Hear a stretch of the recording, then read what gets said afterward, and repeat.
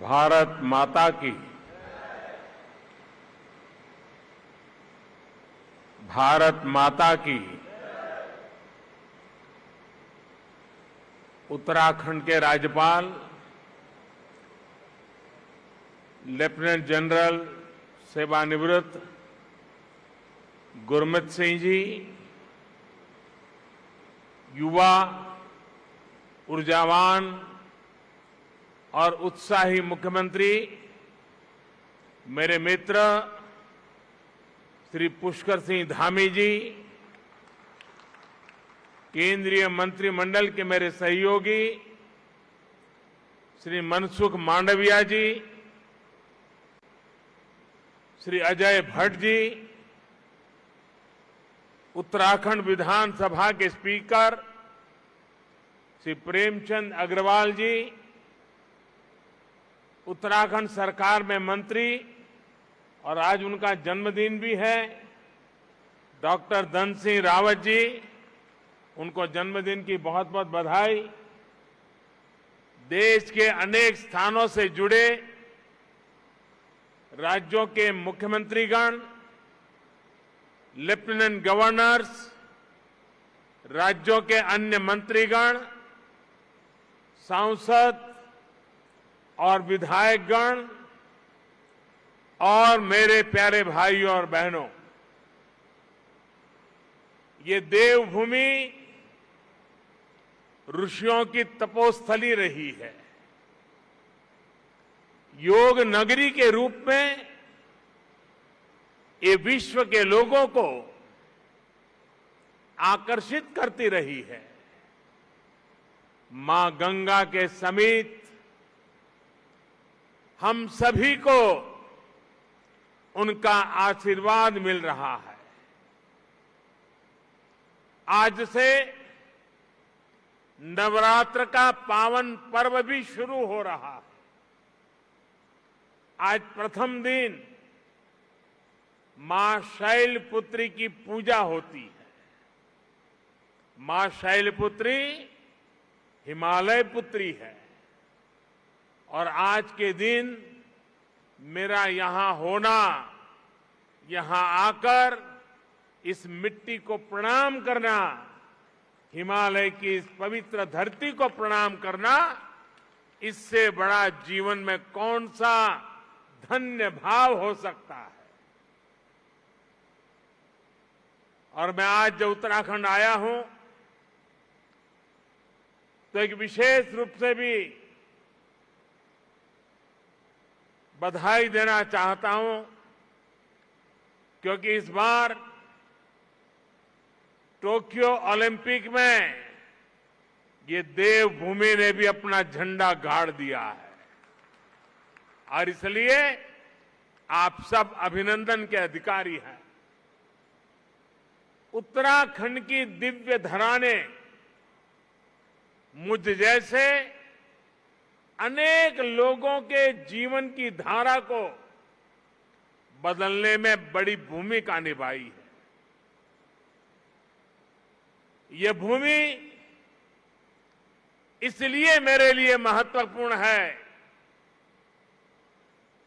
इस भूमि से मेरा नाता मर्म का भी है, कर्म का भी है, सत्व का भी है, तत्व का भी है। साथियों, जैसा अभी मुख्यमंत्री जी ने याद दिलाया, आज के ही दिन 20 साल पहले मुझे जनता की सेवा का एक नया दायित्व मिला था। लोगों के बीच रहकर लोगों की सेवा करने की मेरी यात्रा तो कई दशक पहले से चल रही थी, लेकिन आज से 20 वर्ष पूर्व गुजरात के मुख्यमंत्री के रूप में मुझे नई जिम्मेदारी मिली थी। वैसे ये भी एक संयोग है कि उत्तराखंड का गठन साल 2000 में हुआ और मेरी यात्रा इसके कुछ ही महीनों बाद साल 2001 में शुरू हुई। साथियों, सरकार के मुखिया के तौर पर पहले मुख्यमंत्री और फिर देश के लोगों के आशीर्वाद से देश के प्रधानमंत्री पद पर पहुंचना, इसकी कल्पना मैंने कभी नहीं की थी। 20 वर्ष की ये अखंड यात्रा आज अपने 21वें वर्ष में प्रवेश कर रही है और ऐसे महत्वपूर्ण वर्ष में जिस धरती ने मुझे निरंतर अपना स्नेह दिया है, अपनत्व दिया है, वहां आना मैं अपना बहुत बड़ा सौभाग्य समझता हूं। हिमालय की ये तपोभूमि जो तप और त्याग का मार्ग दिखाती है, उस भूमि पर आकर कोटि कोटि देशवासियों की सेवा का मेरा संकल्प और दृढ़ हुआ है और मजबूत हुआ है। यहां आकर एक नई ऊर्जा मुझे मिलती है। भाइयों और बहनों, योग और आयुर्वेद की शक्ति से जिस क्षेत्र ने जीवन को आरोग्य बनाने का समाधान दिया है, वहीं से आज देश भर में अनेक नए ऑक्सीजन प्लांट्स का लोकार्पण हुआ है। ये देश के अलग अलग राज्यों में ऑक्सीजन प्लांट्स की नई सुविधा के लिए मैं आप सभी को, देशवासियों को बहुत बहुत बधाई देता हूं। साथियों, 100 साल के इस सबसे बड़े संकट का सामना हम भारतीय जिस बहादुरी से कर रहे हैं, ये दुनिया बहुत बारीकी से देख रही है। कोरोना से लड़ाई के लिए इतने कम समय में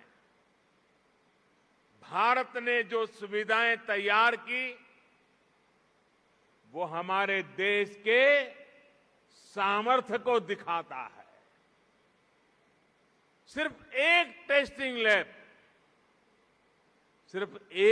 टेस्टिंग लैब से करीब 3000 टेस्टिंग लैब का नेटवर्क बनना, मास्क और किट्स के आयात के प्रारंभ, हमारी जिंदगी आज निर्यातक बनने का सफर तेजी से पार कर रही है। देश के दूर दराज वाले इलाकों में भी नए वेंटिलेटर्स की सुविधाएं,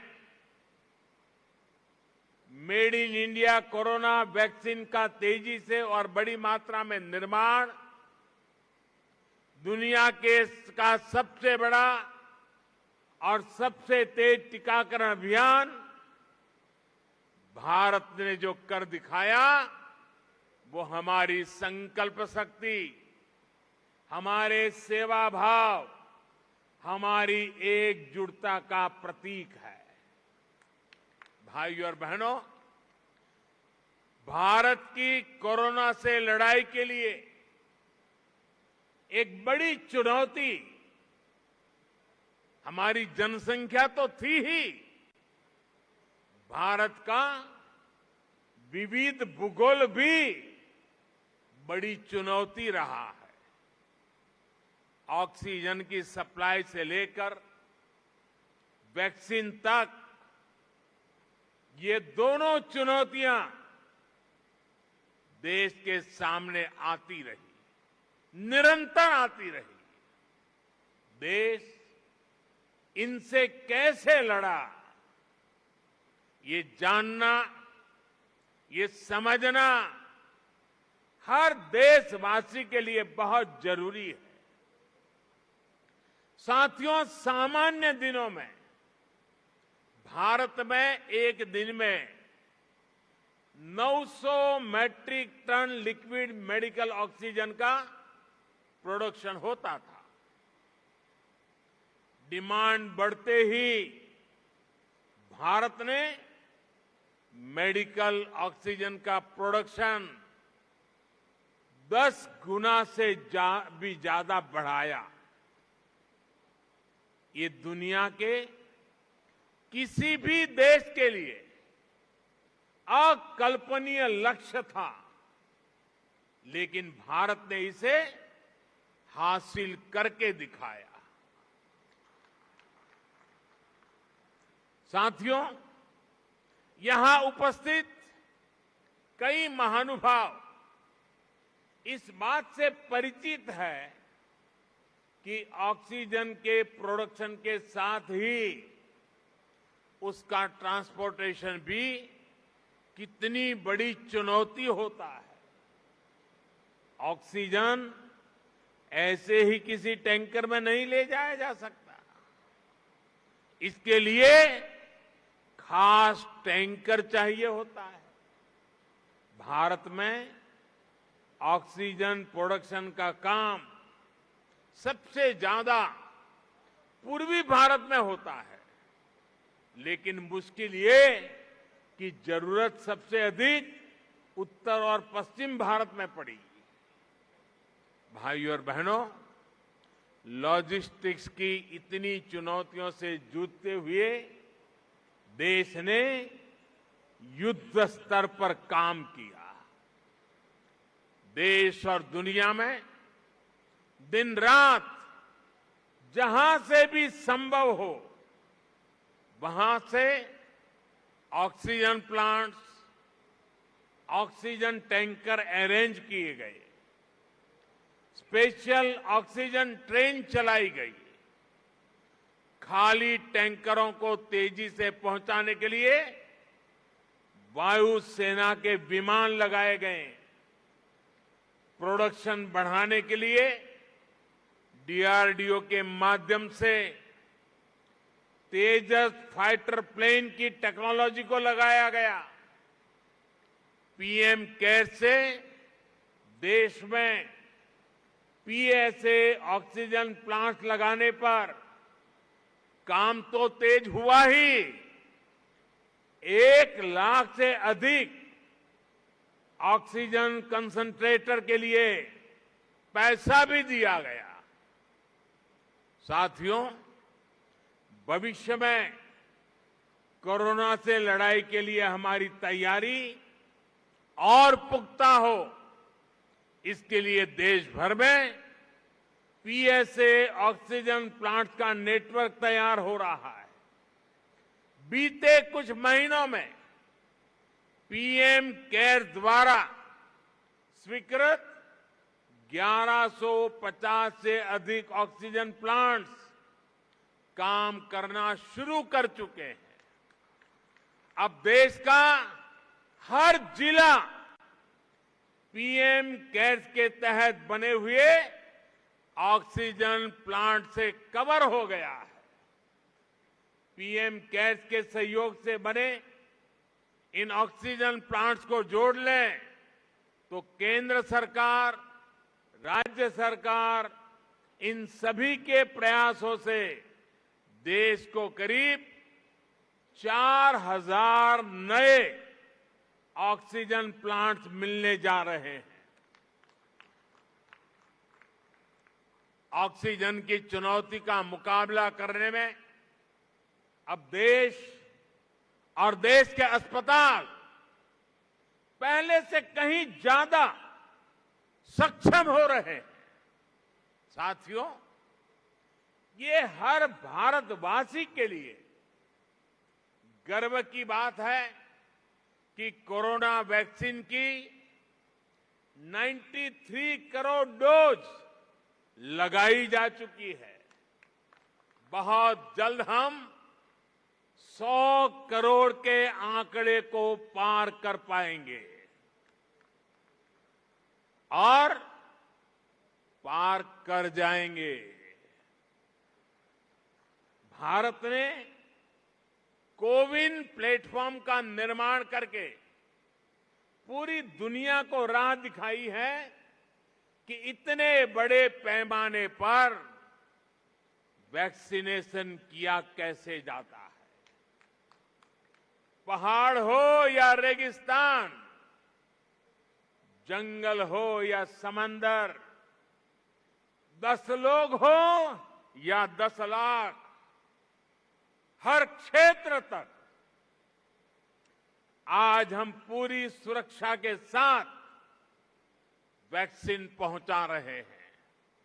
इसके लिए देश भर में 1,30,000 से ज्यादा टीकाकरण केंद्र स्थापित किए गए हैं। यहां राज्य सरकार के प्रभावी मैनेजमेंट की वजह से उत्तराखंड भी बहुत जल्द 100% पहली डोज का पड़ाव पूरा करने वाला है और इसके लिए मुख्यमंत्री जी को, उनकी पूरी टीम को, यहां के हर छोटे मोटे सरकार के साथियों को मैं हृदय से बहुत बहुत बधाई देता हूं। भाइयों बहनों, जहां तराई जैसी समतल भूमि है, वहां शायद इन कामों में सरलता रहती है। मैं इस धरती से बहुत जुड़ा रहा हूं। यहां वैक्सीन पहुंचाना भी कितना कठिन होता है। हिमालय के पहाड़ों के उस पार पहुंच करके लोगों के पास जाना कितना कठिन होता है, ये हम भली भांति जानते हैं। उसके बावजूद भी इतनी बड़ी सिद्धि प्राप्त करना वाकई आप सब अभिनंदन के अधिकारी हैं। भाइयों और बहनों, 21वीं सदी का भारत जनता की अपेक्षाओं, जनता की आवश्यकताओं का पूर्ण समाधान करते हुए ही आगे बढ़ेगा।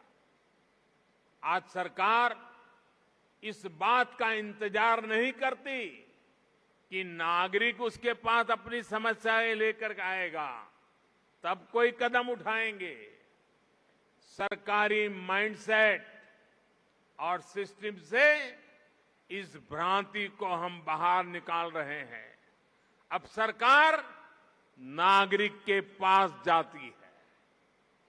गरीबों को पक्का घर हो, बिजली, पानी, शौचालय और गैस कनेक्शन हो, 80 करोड़ से अधिक लोगों को मुफ्त राशन हो, किसानों के बैंक खाते में सीधे हजारों करोड़ रुपए भेजने हो, पेंशन और बीमा की सुविधा हर भारतीय तक पहुंचाने के प्रयास हो, जनहित के ऐसे हर लाभ इसी वजह से तेजी से सही हकदार तक पहुंचे हैं।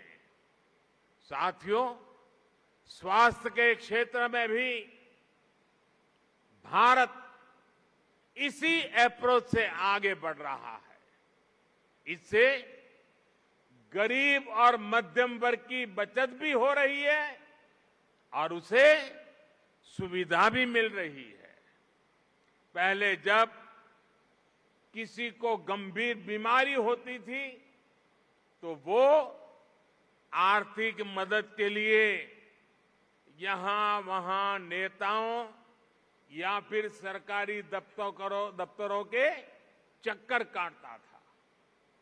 आयुष्मान भारत ने इस परेशानी को हमेशा के लिए खत्म कर दिया है। अस्पताल के बाहर लंबी लाइनों, इलाज में होने वाली देरी, मेडिकल हिस्ट्री का अभाव, इस वजह से कितने ही लोग परेशान होते रहे।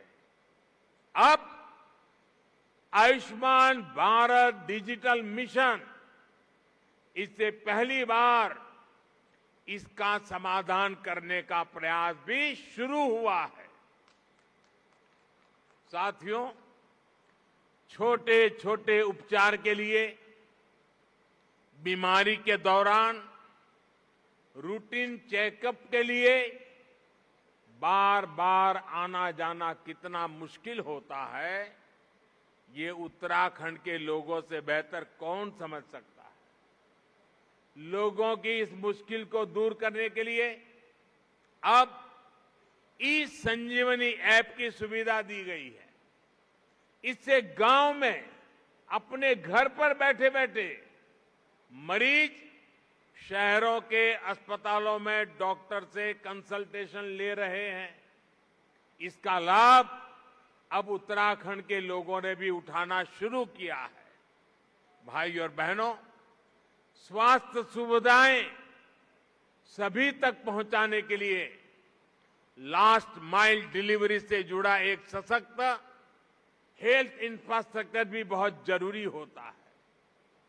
6-7 पहले तक सिर्फ कुछ राज्यों तक ही एम्स की सुविधा थी।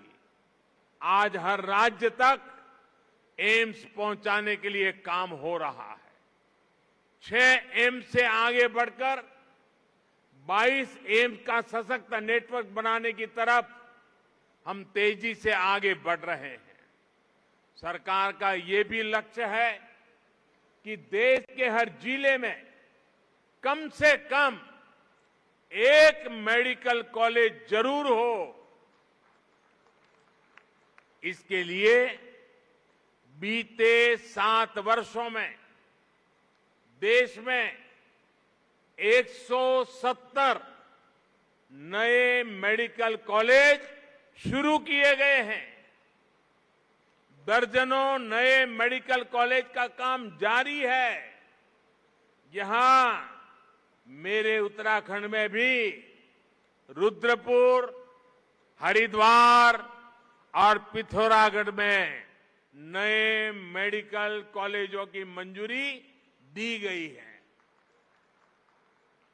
साथियों,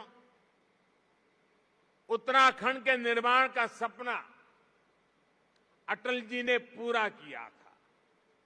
अटल जी मानते थे कनेक्टिविटी का सीधा कनेक्शन विकास से है।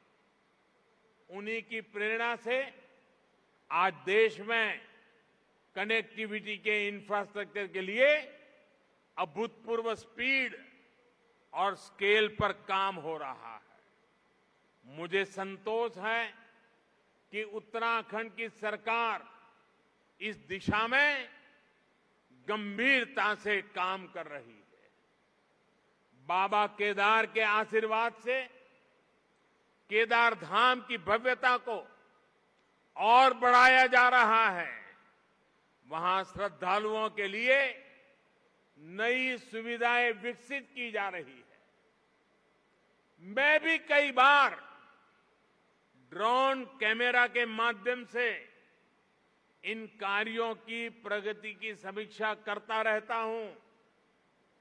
4 धाम को जोड़ने वाली ऑल वेदर रोड पर काम तेजी से चल रहा है। 4 धाम परियोजना देश और दुनिया से आने वाले श्रद्धालुओं के लिए बहुत बड़ी सुविधा तो बना रही है, गढ़वाल और कुमाऊं के चुनौतीपूर्ण क्षेत्रों को भी आपस में जोड़ रही है।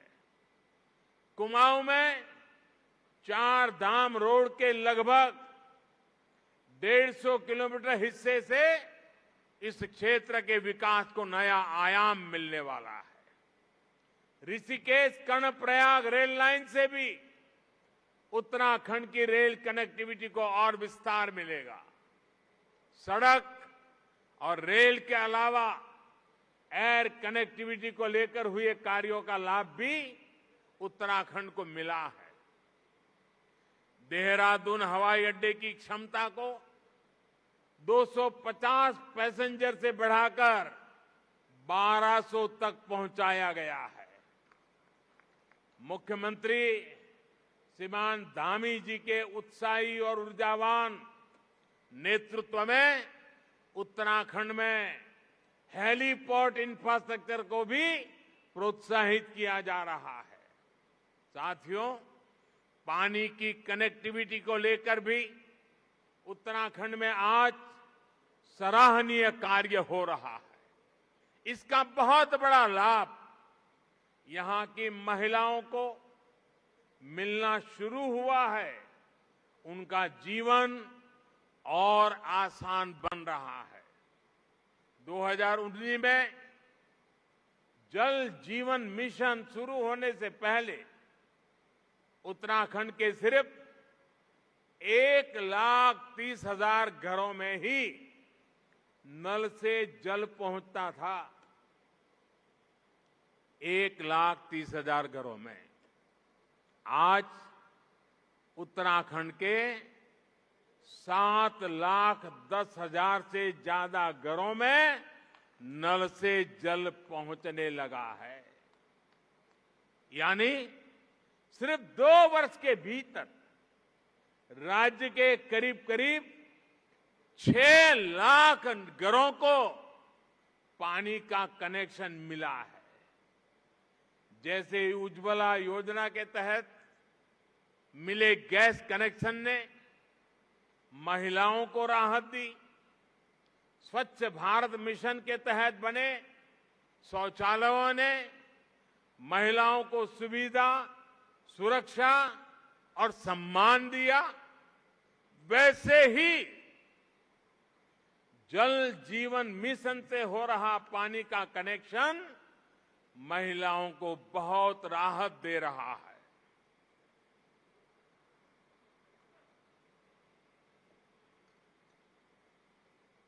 साथियों, उत्तराखंड की देश की सुरक्षा में बहुत बड़ी भूमिका है। यहां का वीर नौजवान, वीर बेटियां भारतीय सुरक्षा बलों की आन बान और शान है। हमारी सरकार हर फौजी, हर पूर्व फौजी के हितों को लेकर भी पूरी गंभीरता से काम कर रही है। ये हमारी ही सरकार है जिसने 1 रैंक 1 पेंशन को लागू करके अपनी फौजी भाइयों की 40 साल पुरानी मांग पूरी की। और हमारे धामी जी तो खुद ही फौजी के बेटे हैं। वो बता भी रहे थे कि 1 रैंक 1 पेंशन, इस फैसले ने फौजियों को कितनी बड़ी मदद की है। साथियों, ये हमारी ही सरकार है। इसने दिल्ली में नेशनल वॉर मेमोरियल बनाकर देश के वीर जवानों को श्रद्धांजलि अर्पित की है। ये हमारी ही सरकार है जिसने बैटल कैजुअलिटी वेलफेयर फंड का लाभ आर्मी के साथ साथ नौसेना और वायुसेना के शहीदों को भी सुनिश्चित किया है। ये हमारी ही सरकार है जिसने जेसीओ और अन्य रैंक की पदोन्नति को लेकर पिछले 4 दशकों से चला आ रहा मामला सुलझा दिया है। पूर्व सैनिकों को पेंशन से जुड़ी दिक्कतें ना आए, इसके लिए भी हम डिजिटल टेक्नोलॉजी का इस्तेमाल बढ़ा रहे हैं। साथियों, जब फौज के वीर जांबाजों के पास आधुनिक हथियार होते हैं, अपनी रक्षा के लिए आधुनिक उपकरण होते हैं तो वो उतनी ही आसानी से दुश्मन से मुकाबला कर पाते हैं। ऐसी जगहों पर जहां मौसम हमेशा खराब रहता है, वहां भी आधुनिक उपकरणों से उन्हें बहुत मदद मिलती है। हमारी सरकार ने रक्षा क्षेत्र में जो आत्मनिर्भरता का अभियान चलाया है, वो भी बहुत बड़ी मदद हमारे फौजी साथियों की करने वाला है। और निश्चित तौर पर सरकार के इन सभी प्रयासों का लाभ उत्तराखंड को होगा, यहां के लोगों को भी होगा। भाइयों और बहनों, हम दशकों की उपेक्षा से देवभूमि को निकालने का बहुत ईमानदारी से, पूरी गंभीरता से प्रयास कर रहे हैं। बेहतर इंफ्रास्ट्रक्चर बनने के बाद वीरान पड़े गांव फिर से आबाद होने लगे हैं। कोरोना काल में मेरी यहां के अनेक युवाओं से, किसानों से कई बार बातचीत हुई है। जब वो बताते हैं कि उनके घर सड़क पहुंच चुकी है, अब उन्होंने होम स्टे खोल दिया है, तो मन को बहुत संतुष्टि मिलती है। नए इंफ्रास्ट्रक्चर से कृषि, पर्यटन, तीर्थाटन और उद्योगों के लिए, युवाओं के लिए अनेक नए अवसर खुलने वाले हैं। साथियों, यहां उत्तराखंड में युवा ऊर्जा से भरपूर उत्साही टीम है। अगले कुछ वर्ष में उत्तराखंड अपने गठन के 25 वर्ष में प्रवेश करेगा। उत्तराखंड को बहुत निकट भविष्य में 25 वर्ष होने वाले हैं। तब उत्तराखंड जिस ऊंचाई पर होगा, ये तय करने, उसके लिए जुट जाने का यही समय है, सही समय है। केंद्र में जो सरकार है, वो उत्तराखंड की इस नई टीम को पूरी मदद दे रही है। केंद्र और राज्य सरकार के साझा प्रयास यहां के लोगों के सपनों को पूरा करने का बहुत बड़ा आधार है।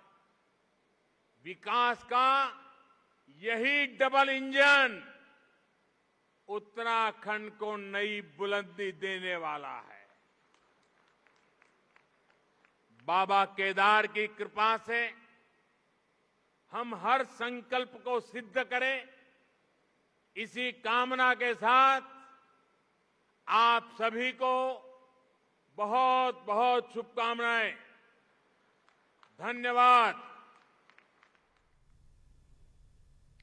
તો રસીકરણને લઈને પ્રધાનમંત્રી નરેન્દ્ર મોદીનું મોટું નિવેદન સાથે જ રાષ્ટ્રની અંદર, દેશભરમાં, રાજ્યભરમાં ઓક્સિજનના પ્લાન્ટની સ્થાપના કરવામાં આવી છે કે આવનાર સમયમાં હવે ઓક્સિજનની કમી દેશમાં અને રાજ્યમાં ન રહે તે માટેના પ્રયાસ કેન્દ્ર સરકારે કર્યા।